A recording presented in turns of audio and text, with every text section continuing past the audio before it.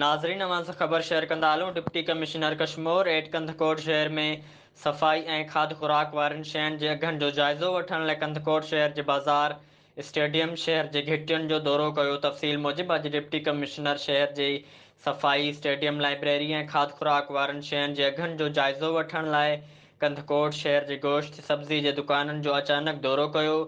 हुन कंदकोट शहर जे दुकाननि ऐं मार्केट जो दौरो कंदे दुकानदारनि खे हिदायत कई अघनि जे मुक़ररु थियल लिस्ट मुनासिब जाइ ते लॻाइनि ऐं उन्ही मुताबिक़ विकिरो कनि। मुर्गी जे दुकाननि ते मुक़ररु कयल लिस्ट न हुजण ते जुर्मानो कंदे चयो त मुर्गी जे दुकाननि ते सफ़ाई जो पिणु ख़्यालु रखियो वञे।